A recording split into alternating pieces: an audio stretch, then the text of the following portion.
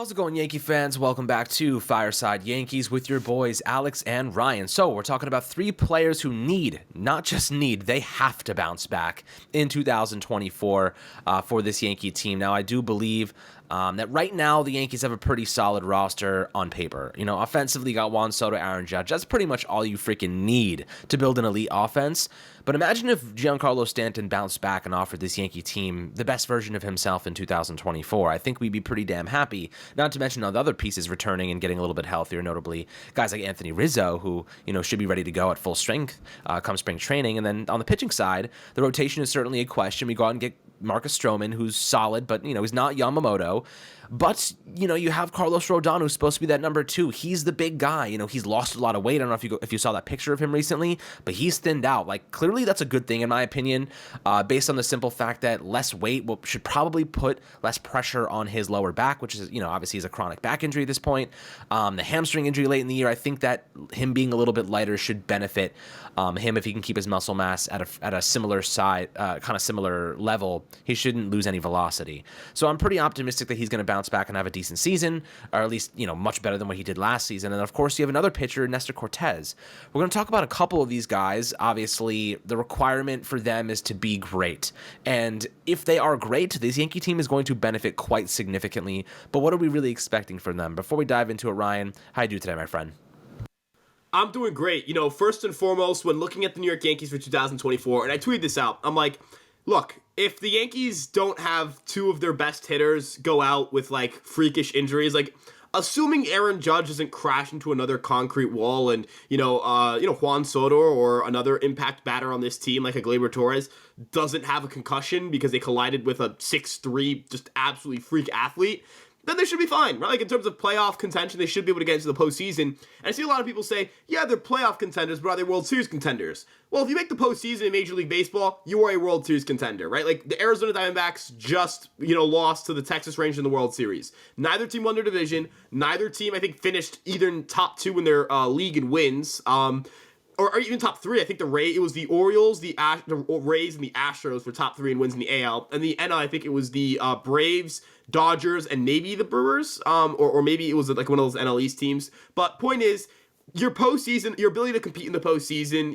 maybe that's dependent on a couple of things, like how good is the top of your rotation, how good is the middle of your lineup, whatever it may be, but you just need to get into the dance. And the Yankees need a lot of, as you mentioned, they need a lot of guys to bounce back, and I'd argue the most important guy is Carlos Rodon. Carlos Rodon gives the Yankees that number two starter, that unbelievable talent, that guy that can co-ace with Garrett Cole and anchor any rotation. We've seen what he's capable of. We've seen the ability for him to go out there and just strike out a bunch of batters. In 2021 and 2022, he was arguably the second or third best pitcher in baseball in terms of, and that's because of his strikeout rate, his run prevention, his FIP, all that stuff. Now, is he going to give us 180 innings? I'm going to say no. Like, I'm going to be pretty confident saying he's not going to give us 180 innings next year. But I do believe he can give you, around 160 to 170 really good innings. The stuff is still really good. The issue is the command. That's a product of injuries. When you're not, healthy all the time, you can't get a consistent feel of your pitch repertoire.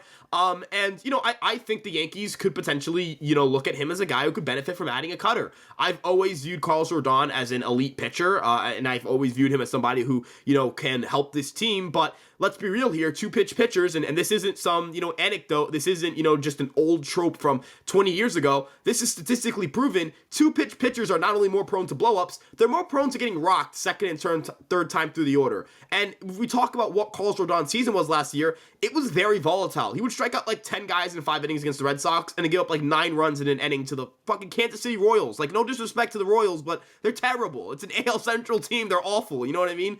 Rodon needs to find more consistency. I think having a cutter would just be a third pitch he can go to. Cutters typically get better damage prevention than four-seam fastballs, and so that would help him too because he doesn't have to always give up loud contact.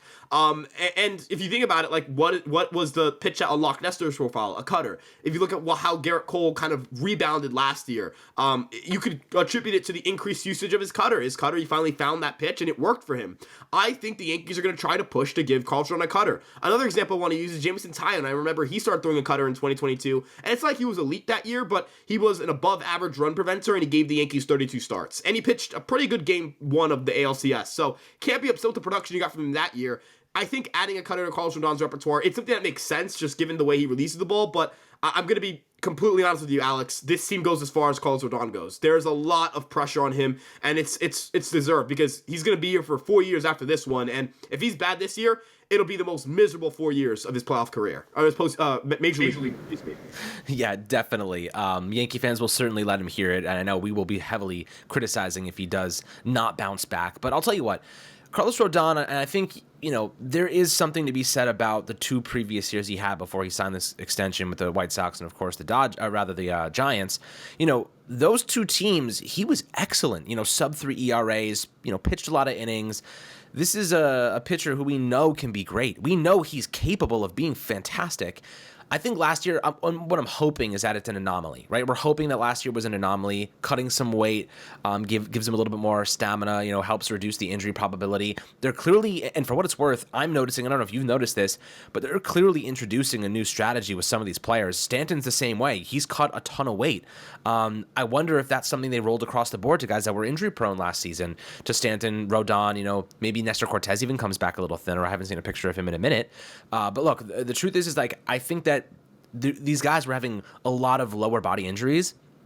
Of course, you have, the lower back injury to Rodon. I don't know if that's considered lower body, but I think the back, is connected to the legs, putting a little bit too much weight on the lumbar.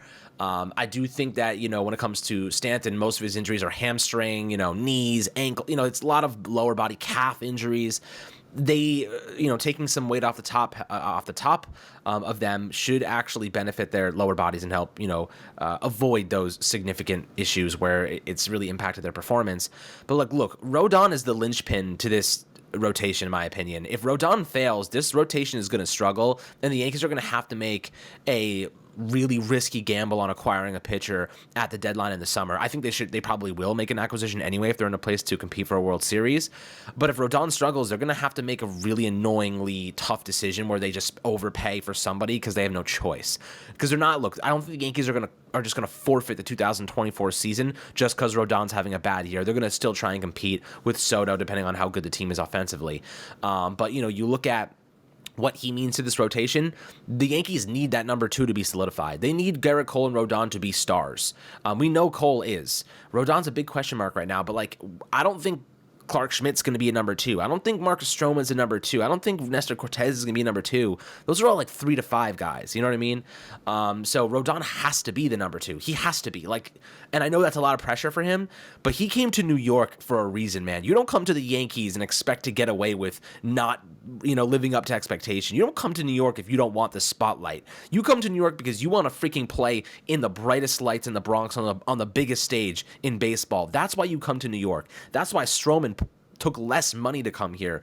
If you don't want that bright light, if you don't want that biggest stage, you don't belong here.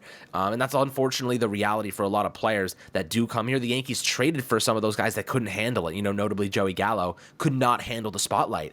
And I think that's something the Yankees have to consider when they acquire players. Can those guys actually live up to the hype? Can they answer the call? And Rodon got frustrated last year. I mean, he had a couple run-ins with Matt Blake on the mound.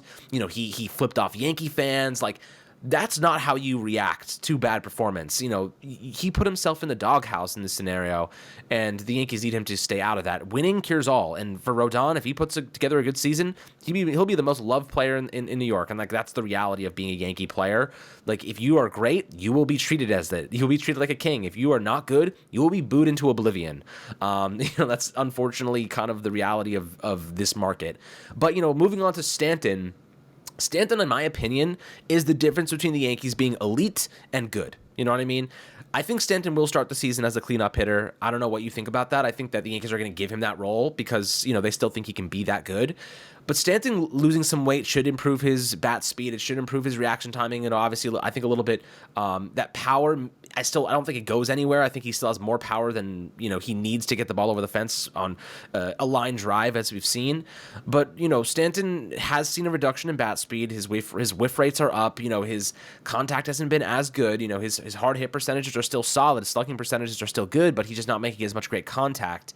What do you think has to happen here? How confident are you that Stanton can bounce back back and offer this team, even a 120 WRC plus, like that for Stanton is, you could say, low. He was a below average player this past season. Are you confident he can turn it around? Or are you still leaving out a lot of, caution because of what we've seen from him in the past 2 years? Yeah, so I'm going to sit here and make it very apparent. The New York Yankees cannot, waste time trying to give Stanton reps if it's not working at a certain point. If it's June and his WRC plus is like 100, he is not a good enough defender, and he's not a good enough base runner to keep playing him. You're going to be getting Dominguez back at some point in like July or August. I'm not saying you force Dominguez back into action. I'm just saying he could be around back by then.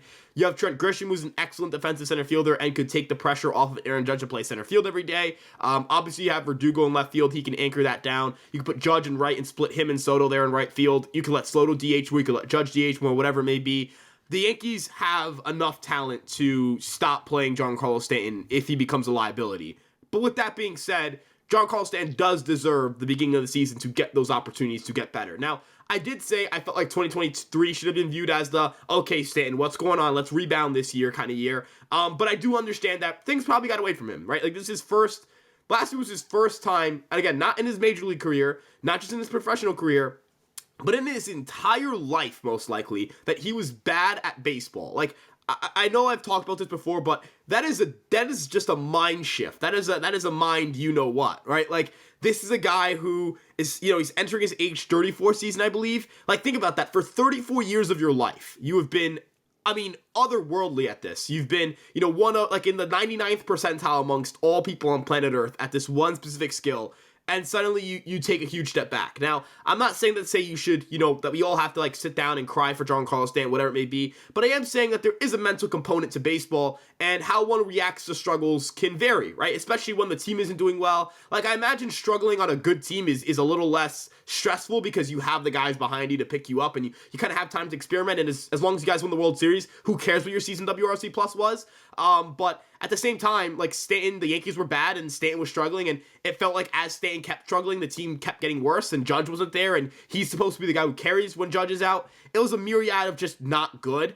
And this year, look, if he's able to go out there, as you mentioned, put up a 120 WRC plus, that's huge for this offense because he's not the second best hitter on this team. And nobody else other than Judge and Soto are going to be expected to be the 1 and 2 hitters on this team in terms of WRC plus and where they rank on those leaderboards. You have Rizzo, who could bounce back this year. Glaber obviously had a really nice year last year. I hope the Yankees hold on to him. I hope they don't trade him, given their offensive struggles from last year. Stanton can be the 4th best hitter on this team, and it's a good outcome, right? And you have a deep lineup. The big thing for the Yankees is for the rest of their lineup outside of Judge and Soto to be solid, right? Like, I think the 2022 Yankees had like a 105 WRC plus when you subtract Aaron Judge, and they finished like second in runs scored. And I know people are going to say, well, that team didn't score in the postseason, and that's because of this, and that. No, and I'm going to be brutally honest. It's because Aaron Judge didn't show up in October. It's because Aaron Judge had a sub 100 WRC plus in the postseason. I love Aaron Judge. That's my guy, but the Houston Astros made him their bitch, right? And they've made him their bitch every single time we play them. So if he's not going to play well against the Astros, we could have Ken Griffey Jr. hitting third, we could have Mike Trout hitting fourth, and we could have Babe Ruth come out of the grave and hit fifth for us. It doesn't matter, right? Like, we need Judge and Soto to be the guys on the regular season, in the postseason, and for the rest of the guys to just be solid around them, to just occasionally come up with a big hit or just get on base or whatever it may be.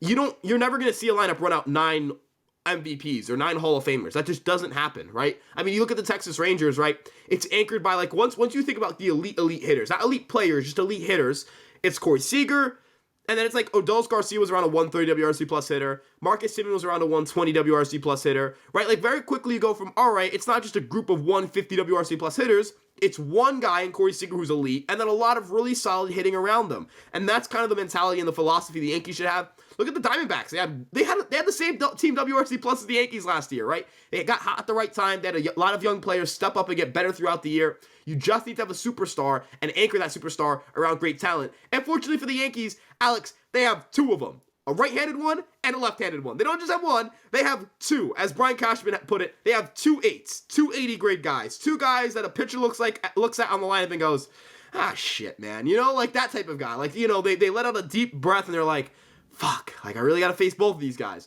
That's what you've created in this tandem. That's what we've been just slamming the desk about wanting for Aaron Judge and wanting for this team. We have that now. You just need everybody else to be okay. We just need to hope that guys don't get concussions and don't crash into walls. And, everything that could go wrong kind of did last year, so it's not that I'm not prepared for it to happen again, but you just kind of hope it doesn't. Stan just needs to be good enough, and Glaber just needs to be good enough, and Rizzo just good enough. And for the pitching side of things, it reflects the same. You have Garrett Cole. Whenever a team faces Garrett Cole, they're going to be at a pitching disadvantage. The Yankees are always going to have the pitching advantage when they have Garrett Cole on the mound. And that's not even talking about the fact that they had the best bullpen in baseball last year in terms of ERA. So, again, you have your superstars. Now it's just a matter of making sure everybody around them is good enough.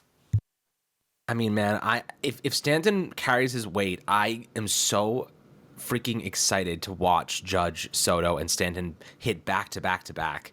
I don't think we'll have seen this in a long time, man. I mean, this is the best top half of the Yankee order we've seen in a decade, and like this is setting up the stage for what could be something special long term. You know, looking at the bottom half of the order, I mean, you have Rizzo at 5, you have Glaber at 6, conceivably. You have Austin Wells down there. You have Anthony Volpe, who should take a big step forward. And you got Verdugo down there, too. I mean, Verdugo's significantly better offensively than Harrison Bader. Volpe should be a lot better offensively than he was as a rookie. Austin Wells, you know, given he plays a lot of games, is going to be our best offensive catcher that we've had in a long time. Like, since Gary Sanchez in his prime, during his good years. I think this could be something special, man. And, of course, you got DJ LeMahieu, number 1, who... You know, great on-base guy, was really good post-All-Star break. I think he figured it out. He really was getting back into his groove. This could be a special batting order if Stanton steps it up, and, you know, he could be the key to getting this unit to an elite level. But let's talk about the last guy here, Nestor Cortes, and the impact he could have. Look, we saw what Nestor Cortes could be. We saw what he could be as an all-star 2 years ago. The left rotator cuff strain significantly hampered him last year. He should be ready to go and 100% healthy this upcoming season. But Cortes is a really fun, exciting, and funky pitcher, right? Like, we all love him. He's a fan favorite. Nestor Cortes, when he is performing well, the entire team tends to rally around him. The entire team tends to feed off of that energy, those fun vibes.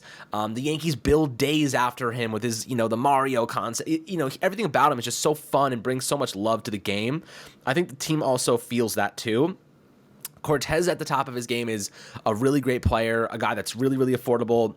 And the Yankees have an opportunity to get him back onto, his best self, his best version. Cortes, the left rotator cuff strain, that really does concern me because, it is his throwing arm and it is a bit, problematic long term. I don't know if that's going to be a recurring injury. It was last season. They had to shut him down prematurely. But if we even see a semblance of his all-star self, the Yankees are going to be really solid. Like, he was a number 2 arm. He was a number 2 pitcher for the Yankees in 2022. That's how good he was.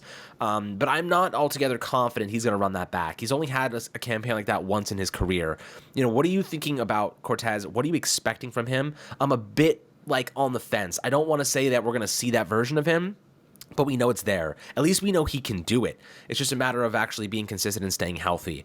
So, what are your thoughts on in projecting if he can stay healthy and, the upside there? Where do you think he kind of falls in this rotation? Yeah, so obviously, I didn't think that Nestor Cortes was going to deal with a bunch of injuries in 2023. He had 158 regular season innings in 2022, and he tossed 12 more in the postseason. So total of 170 and a third innings. You kind of think, all right, that's a pretty good workload. He should be able to translate well into the regular season the year after. And everything just kind of got worse. The strikeouts went down by a little bit, walks went up by a little bit. Ground ball rate went down by a little bit. Fly ball rate went up. Home runs per 9, that skyrocketed. Everything just kind of got worse, right? Like, everything just kind of took a step back, and that was a little concerning. I do believe that he'll be back to being a solid pitcher next year. Like, his expected ERA was 3.71. If he gives you if you get a 3.71 ERA out of Nestor Cortes, and you get, I think he's projected for 137 innings next year, that's a win. Right? Like, that's a win and a half. I'll take that every day of the week. Now, here's the thing about Cortes. Because he's not on a contract, or he's on arbitration, but not on a multi-year guaranteed deal. If he were to struggle and you had to shuttle him back to the bullpen, it wouldn't be the worst thing in the world because you don't have a guaranteed contract on him. It doesn't really matter how you use him in terms of player value as long as you're getting something out of him. But ultimately, I think that he'll end up being I think he can end up being a solid starter for the Yankees next year. he was really good in 2022. There was a lot of reasons he was really good. I know a lot of people attribute it to like, you know, he was fluky. It was just good luck. Like no, he legitimately has good stuff. Like his four-seam fastball is a unique pitch. Cutter's a unique pitch. You know, sweeper is pretty solid. It's just a matter of getting back to that form. It's a matter of not allowing as much damage contact, getting the command back into form. You know, there were stretches last year where he looked really good, stretches where he didn't look so good, especially towards the end. Like, I know he had a really good final start against the Astros, and then he got hurt and his season was over in August. But I'm not really sure what the fix is outside of just getting healthy. That's kind of how I feel about Rodon too. It's just like, can you just stay healthy? Can you not, you know, can you avoid getting hurt? You know, through his first, I think, 4 starts, he looked pretty good. Yeah, 3.09 ERA. But after that, he just kept getting bombed. Like, he just kept giving up home runs. And that was an issue for him, you know, with the Yankees a couple of years ago when he first got here. I think in 2019, he had a home run problem. It's unclear whether that'll get fixed or not. Like, I can't tell you that he's going to get better because I can't predict different things, but I can tell you that his stuff is still fine. I can tell you that the four-seam velocity is still there. I can tell you that all of the things that made Nestor Cortez good are still there. It's just a matter of, can he find the consistent feel and command of his arsenal so that, you know, next year he puts up bigger numbers. That's really it, right? Like, he just needs to perform at an adequate level. I don't need a 2.44 ERA. I just need above average run prevention and a decent amount of volume. Yep, I think that's fair. You know, Nestor Cortez is obviously one of our favorite players in terms of his moxie and his attitude and everything he brings to the game. You know, he really is an attractive player in terms of, you know, bringing in a younger fan base. So we really, really love him on this team. And of course, when he's playing well, it makes everybody better. So excited to see how he bounces back. But, you know, these three guys, man, they kind of hold the keys. You know, Nestor Cortez and Carlos Rodon bouncing back big would be tremendous for this rotation. Stanton, you know, playing well would make the top half of this batting order something to be feared. You know, like opposing pitchers it would be a gauntlet for them. How do you get through Soto and you're like, all right, I just worked like a 12 pitch at bat to get to Aaron Judge, and then you're like, oh my God, freaking Aaron Judge, a guy has 50 homers already. I gotta work through him now, and then you're like, oh my God, Stanton's playing freaking well again. I gotta get through this guy. It doesn't get easier. You know what I mean? It just gets more difficult as you get down that, and you know, you're already like, when you have two guys with like Judge and Soto of plus 40% on base percentages, and you're working walks, you're working the count up. Think about like first inning, you know, some of these pitchers are going to be throwing 25 pitches right off the bat. Like, you're going to knock pitchers out by the 5th inning. Think about that, Ryan. And I know, Ryan, you'd probably thought of this many times. Like, if you're an opposing pitcher and you're working through that gauntlet, you're going to be knocked out of games in the 5th inning most times. And then you're working into teams' bullpens. Think about how important that is in the playoffs, how important it is in the postseason to get starting pitchers out early. If you can get them out of the game by the 5th inning, then you get into teams' bullpens and you're working through their bullpens and you're in a long series. Think about the advantage that gives you. It's a strategy, and it's something the Yankees are going to try to implement here. So I'm definitely excited to see how they go about this. Obviously, always happy to hear your perspectives down below in the YouTube comment section. Make sure to like and subscribe as always, and we'll catch you guys on the next Fireside Yankees episode.